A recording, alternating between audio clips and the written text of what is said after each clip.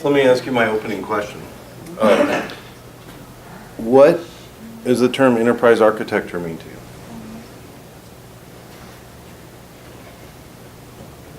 A holistic service delivery approach in mature organizations. He's a plan.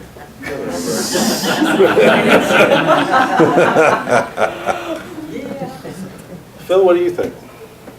Well, for Medicaid, which I represent, it's MIDA. It's all about MIDA. Yeah. MIDA is a CMS federal government initiative and framework that defines what the enterprise should look like. Yeah. The CMS got tired of paying for things like 6 or 7 times the same thing.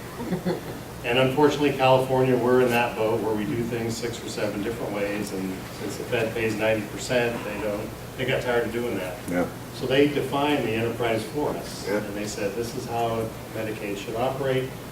Do it once, get rid of your silos, do it well, and we'll pay for it, but we're not going to pay for it twice. So, And even better, they gave us 3 domains, right? Business, oh yeah, even deeper than that. business, information, and technology. Right? Yeah.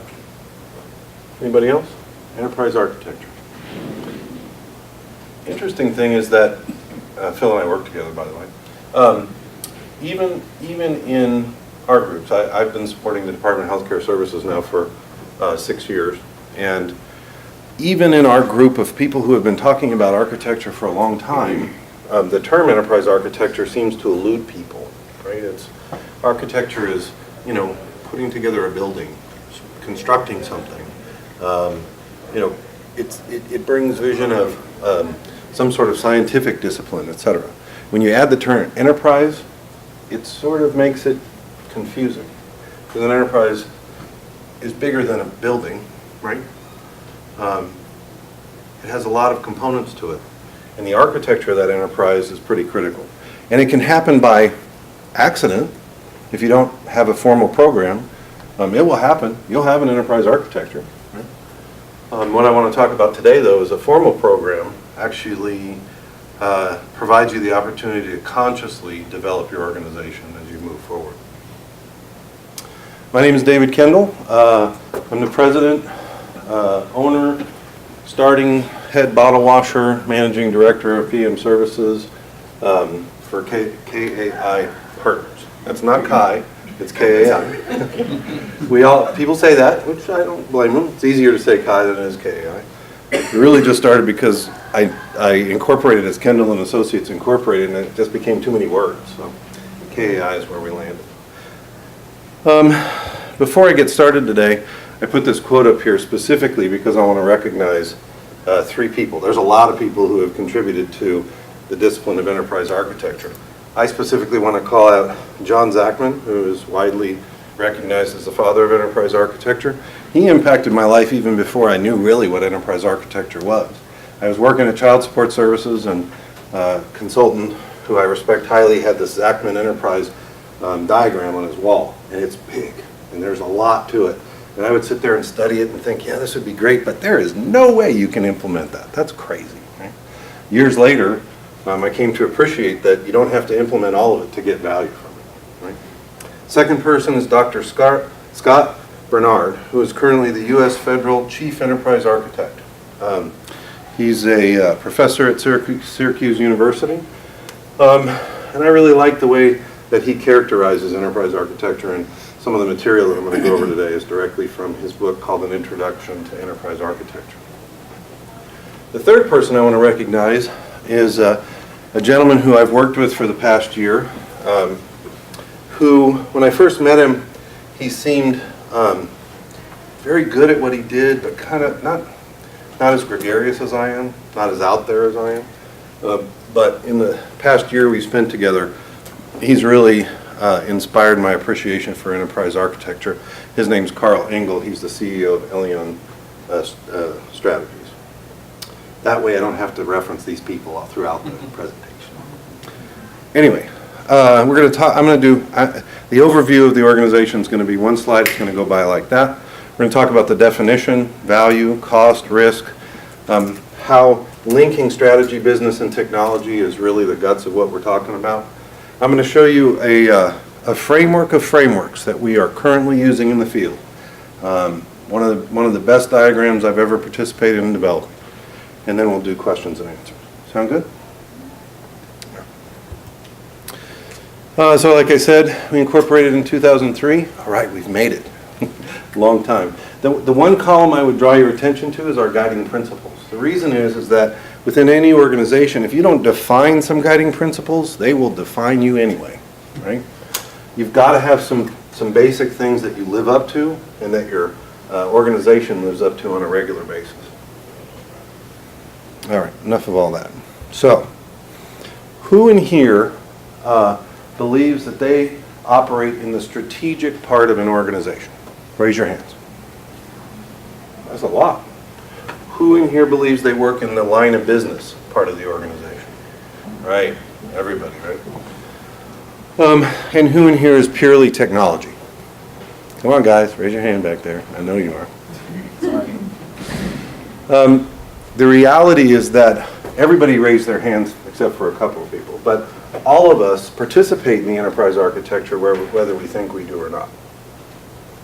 So to define this, I pulled a couple of different definitions. In Medicaid, we have this constant discussion about the term enterprise. The Department of Health Care Service is a large enterprise, right?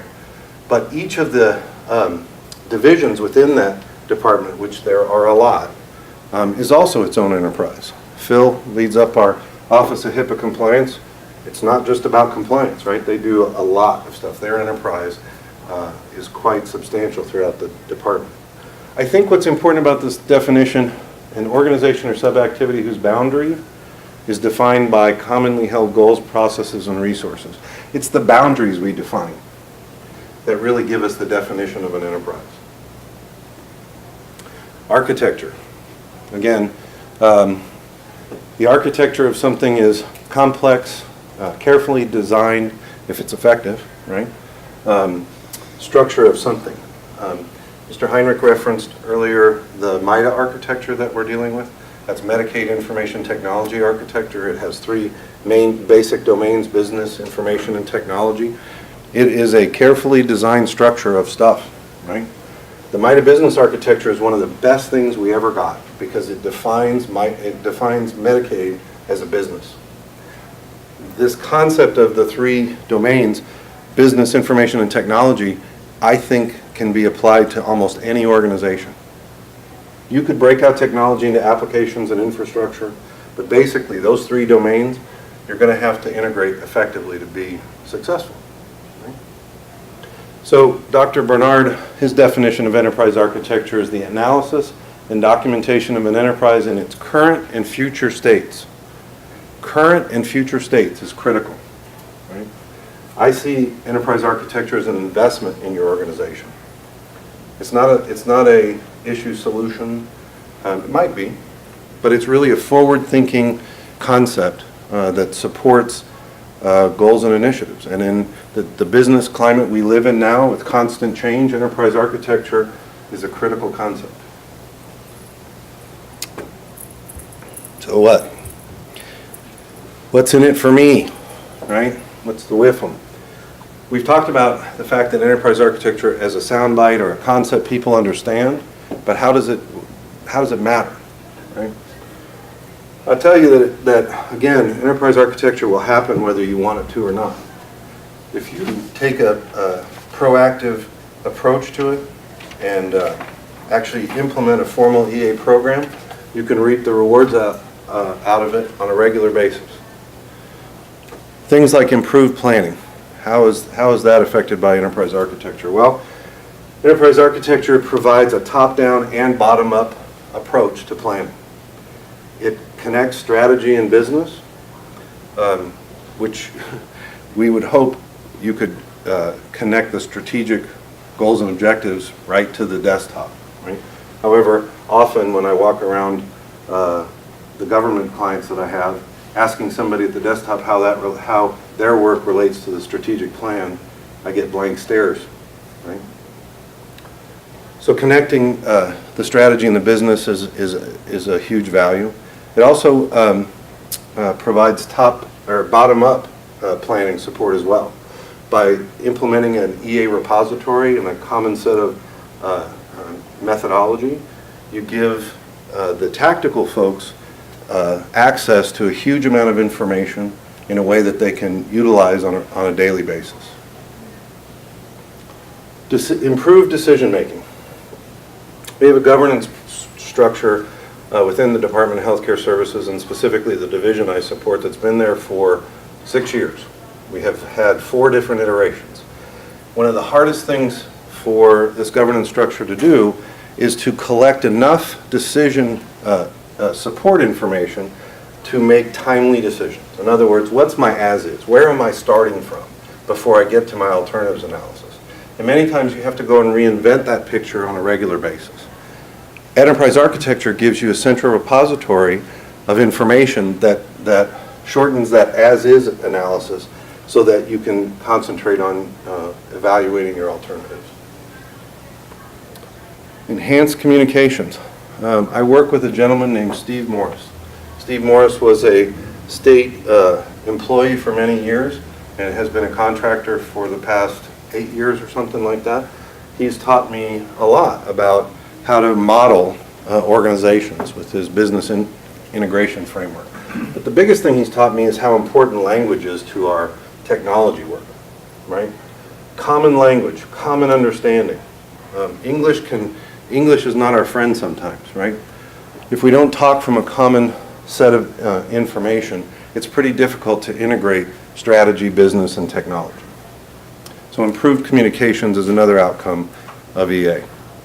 The list that I have underneath that, shortened planning cycles, more effective meetings, shorter decision-making cycles, improved reference information, is all speaking to the things I've already talked about. The ones underneath that, reduced rework. How many organizations have you been in, or problem situations where you have the same process running in multiple different areas, right? The same intake process, the same reporting process, but it's done in multiple places, right? Enterprise architecture gives you a holistic view of the organization and allows you to cut down rework right from the planning step. Improved resource integration and fewer resource demands. Let's just call it optimized resources, right? If you have a holistic view of your organization, if you can look at the business architecture, information architecture, and technology architecture at the planning stages, then you have the ability to cut down on how you're applying those resources. In other words, you don't have to have multiple people doing the same things, and you don't have to have the wrong people doing the wrong job at any given point in time.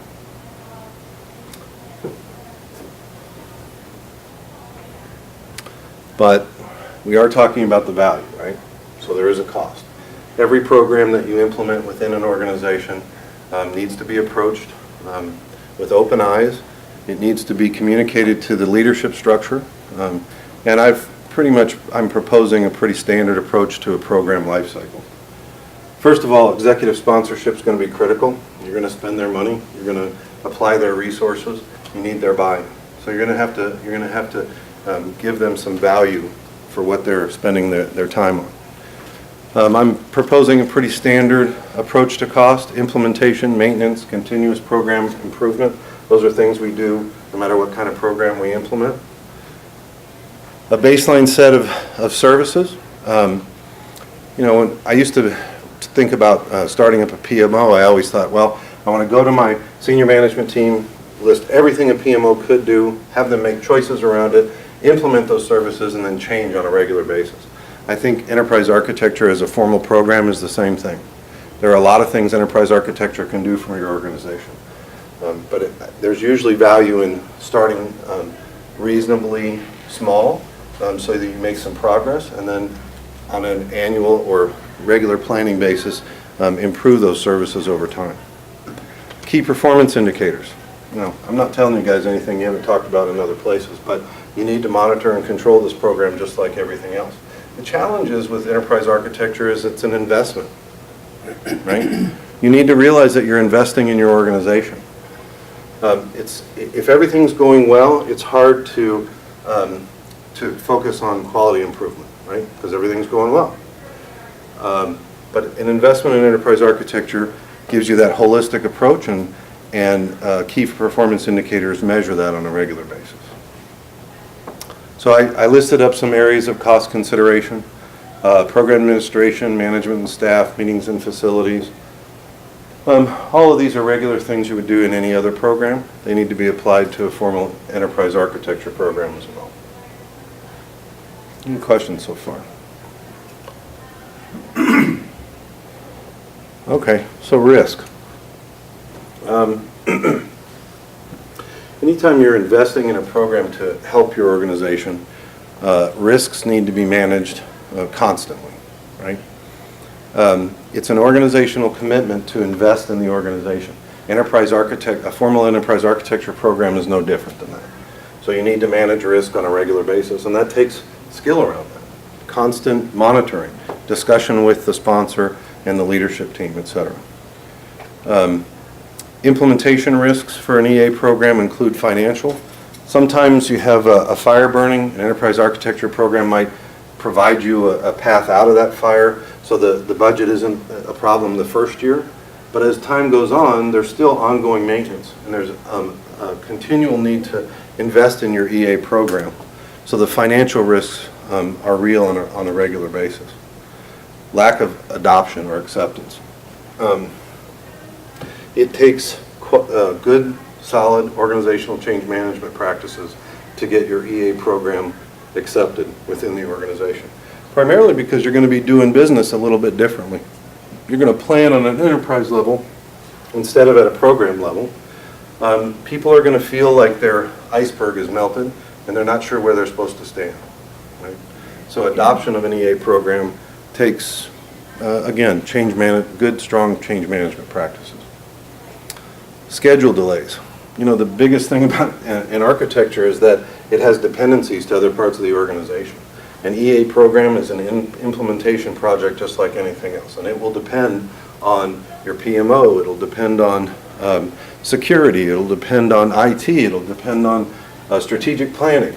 And those milestones and dependencies are critical and need to be monitored so that the EA program doesn't just go by the wayside like some other management theory that's been brought up. And then automation tools. There are several EA repository tools that are on the market, but it's not one of the tools that's important. It's multiple tools that are important. The team I work with recently had to do an analysis of all of the applications supported by the division that I work for. There's 120 plus applications. They range from small little reporting systems to medical claims. Big, right? The problem is that even the list that we had, everybody had a difference of opinion. They were organized differently, the size and scope of them was different, right? So how do you get them to an agreement on the list? And historically, this organization had depended on institutional knowledge or heroes or individuals to be that validation for that list. It was time for us to get away from that. So we picked up a simple Gartner tool called application rationalization. We applied a set of criteria for business value and technical health. We took a pass at it. We improved that criteria. We then took it to our program partners and had them rate both areas. Even though we were responsible for the technical side and they were responsible for the business side, we collaborated with our program partners to get a picture of our applications as is, so that we could make recommendations to our senior management team. With 120 plus applications, it's hard to do that because senior managers gloss over about that fast. The good thing is, though, by applying those criteria, we could map those on a magic quadrant picture, and it showed what applications had value and were in had business value and were in technical health, and those that were, let's just say, less than. Most of our stuff was in the bottom left-hand quadrant. That's not the good place. But it allowed us to quantify our institutional knowledge, and it starts to make it so people don't have to be heroes. We don't have to depend on the 1 or 2 or 3 people who have been around long enough to know what the situation is currently on our applications. Those tools, along with some industry tools, really are critical to an EA program, but also present some risk.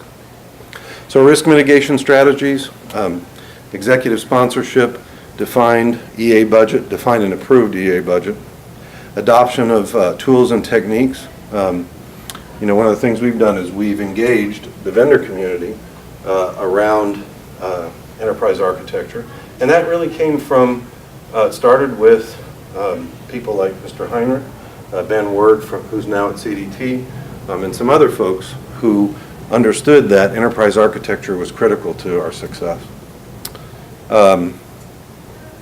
Anyway, pretty standard risk mitigation strategies. So, what does all that mean? The bottom line is, for an formal enterprise architecture program to be successful, it really requires that you link strategy, business, and technology. How many of you have sat in a strategic planning session in your past? Should be almost everybody in here, right? They're pretty exciting, huh? Just riveting. The problem is that you sit in that room and you come out with a vision statement, a mission statement, some goals and objectives, and wow, we're ready to go. But it's not enough because it doesn't connect to the other things that are going on, like your line of business planning, right? Business has a need today. They're delivering. There's a mandate for them to do this. Connecting that strategy to that business is critical, and an enterprise architecture program really facilitates that. On top of that, technology, I've been around long enough that I remember when technology was cool just because it was cool. It was new, right? We were putting in technology. I don't know what we're going to do with it, but we're going to put it, everybody needs a word processor. Let's put it on their desk, right? But the bottom line is we're now at a point where technology enables the business. It needs to follow the strategy. And an enterprise architecture program provides business context for technology resource planning. Ultimately, my bottom line is this. Enterprise architecture equals strategy plus business plus technology, but it's the integration of these three concepts that really defines the value of integrating enterprise architecture. Any questions so far? Is there a risk to the centralization, like the metadata? Because if you centralize everything, then everything could go down at once. That's a good question. Absolutely. You know, at a minimum, if you have this EA repository that's supporting change and strategic planning and technology decisions, et cetera, it has to be maintained every day, right? It has to be an ongoing investment for your organization. But let me show you a picture of how that was answered in the area that I'm working in. So this enterprise architect EA transformation operating model was put together with some standard frameworks that are used in a lot of different places, right?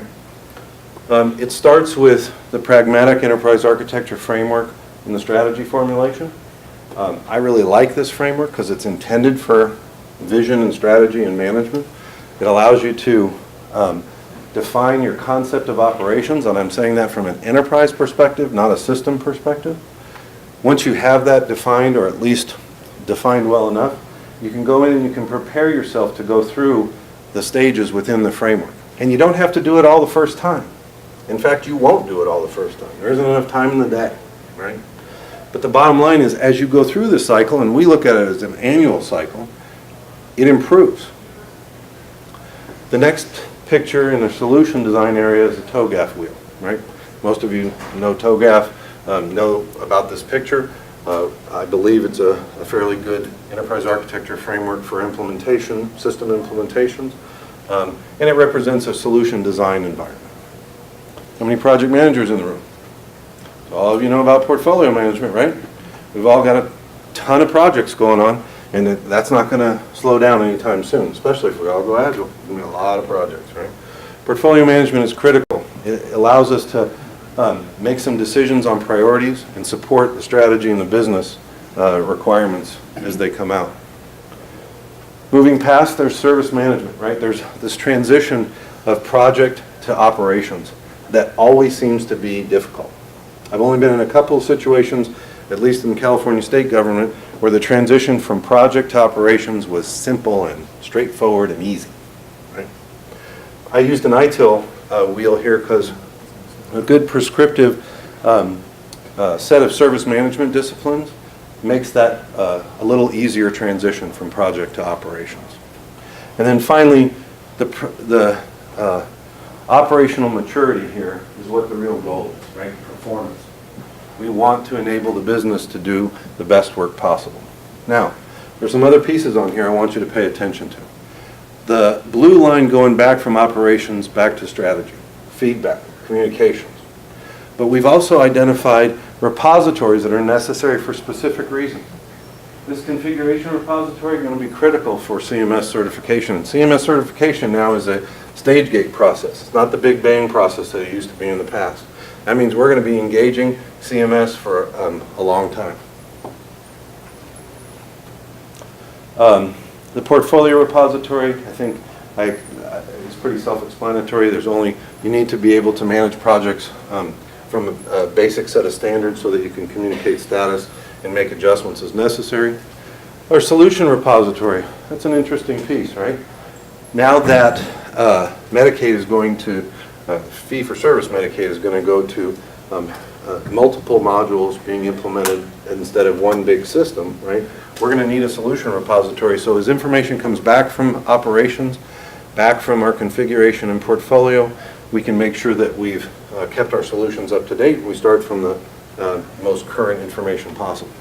All of this leads back to our EA repository that I talked about earlier. That EA repository is really giving us an opportunity to look forward. When we do change, we can what-if model.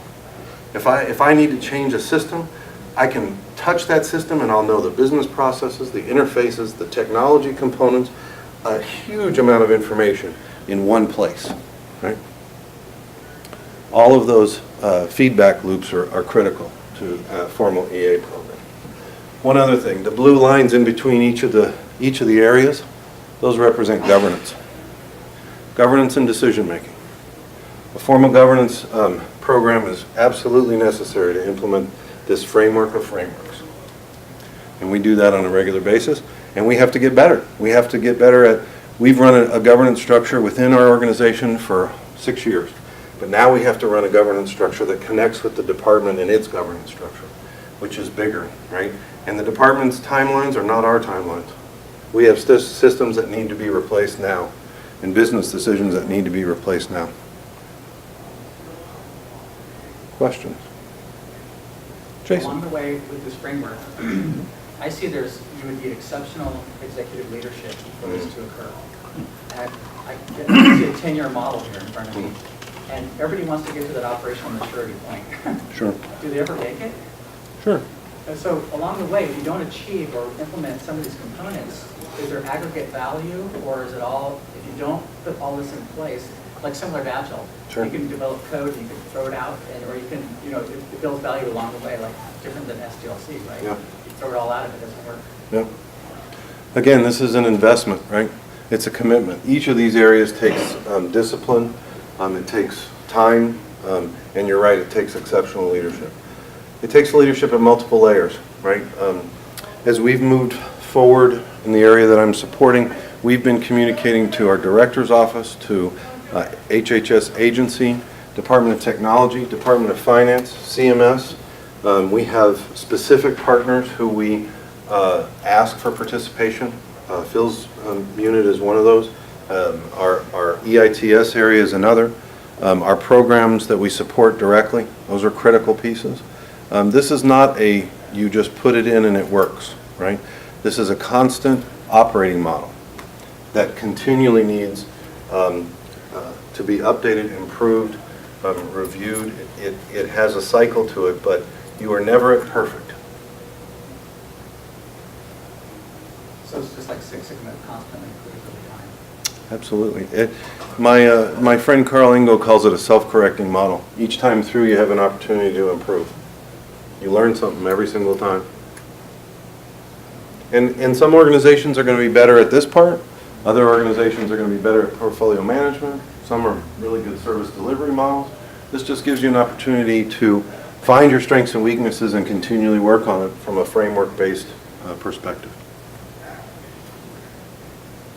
Other questions? Is there any mechanism to measure the level of maturity? I'm sorry, I can't hear you. Sorry. Is there any mechanism to measure the level of maturity? Sure. There are many ways to do that, right? You can use one of, the industry best practices. We are compelled to follow the MITA maturity model that's been directed by CMS. We have implemented our own maturity model as we've worked on the development of this. To do that, we've set 1, 3, and 5-year goals because that follows our timeline that we're working on right now. I think a maturity model is a definite best practice that you want to apply to this framework. Other questions? Can you talk to us about the CMS certification process? Oh, What is CMS stand for? Center for Medicaid and Medicare Services, did I get that So right? specific to that federal. Yeah, it's federal. Yeah, federal organization that funds the activities going on at DHCS for specific types of business, lines of business, et cetera. The certification process historically was a system certification process where you go through the development process, you go into operations for 6 months, you send in a letter, they come out, you do this big bang process. They've now changed that to a stage gate process where they will be involved from the beginning. They'll do specific reviews right from the beginning, and then there are specific gates throughout the process for each of a set of modules. So it's an ongoing, constant activity. The interesting thing, which we are still working out with DHCS on an approach, is how does that relate if we have fee-for-service Medicaid that also is connected to our MIS-DSS system, which is also connected to eligibility, which is also connected to Deni-Cal, which is also connected to managed care, et cetera. How do we operate that certification model within that larger context? And we're still working on that. How do you guard our organization around building new silos that might put us at risk? Yeah, that's a good question. Well, I think what I would say is our approach has been that we constantly work through these frameworks with our leadership team. It's a constant conversation. I think that governance helps a lot. Making sure that people are aware of the activities, plans, schedules, et cetera, is critical.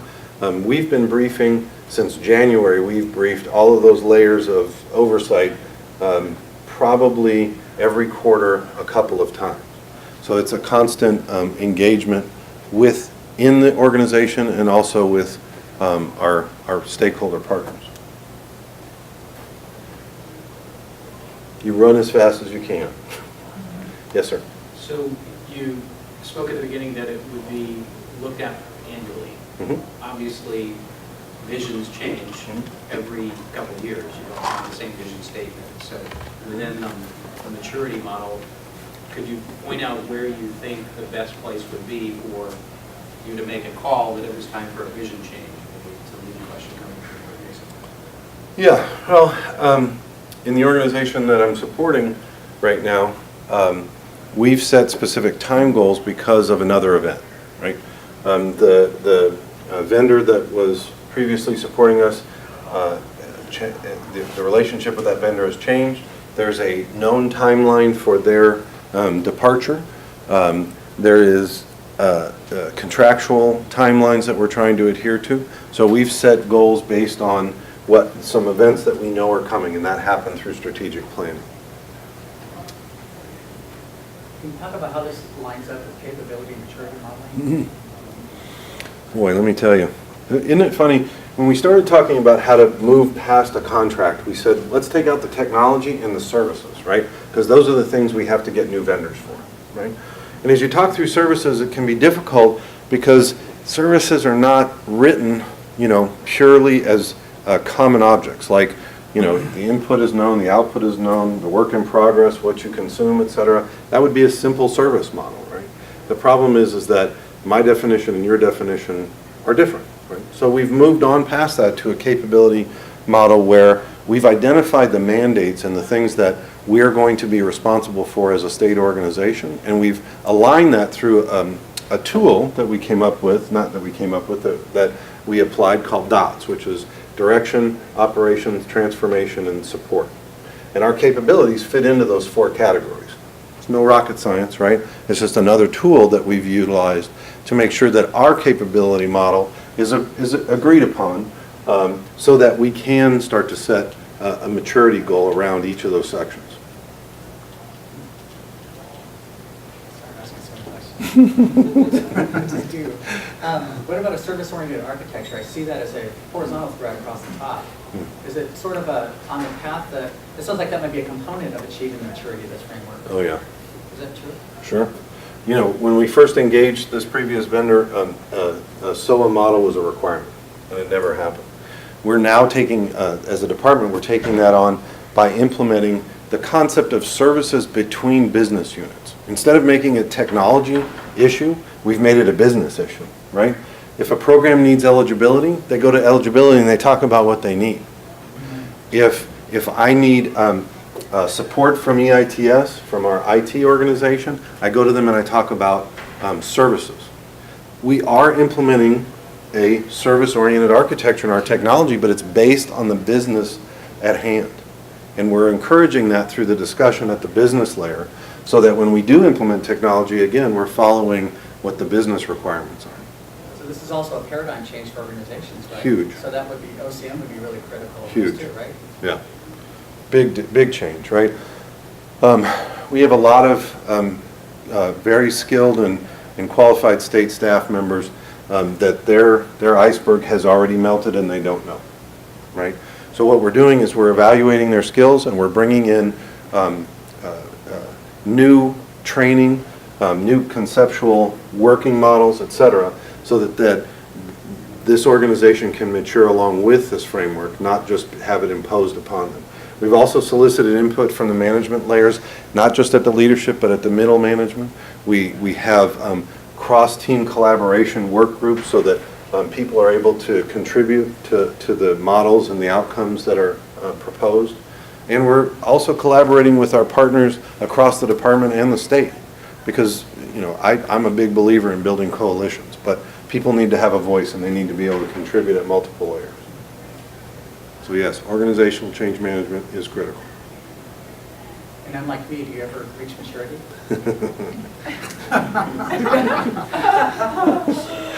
Somebody told me once that if you make a recipe that you really like, if somebody ever tells you it's perfect, it's probably time to put it away, right? We won't be ever putting this away. And the reason I bring it up is because we talk about KPIs all the time, and I just want to know, it's like, do you ever get there? Yeah. No, I guess you don't, because you're continually improving, right? And I think you're also maturing, right? You're investing in the organization, you're able to handle more, you're able to grow in the services you provide and the mandates that you fulfill. Your KPIs tell you how you're doing against your plan as it stands today, but your plan's going to change. So it's a point in time. That's right. Any other questions? So my bottom line was this, right? It's the integration of these 3 things. No, you don't get another one, Jason. Was it something I said? Anything else for today? Thank you all very much. I appreciate it.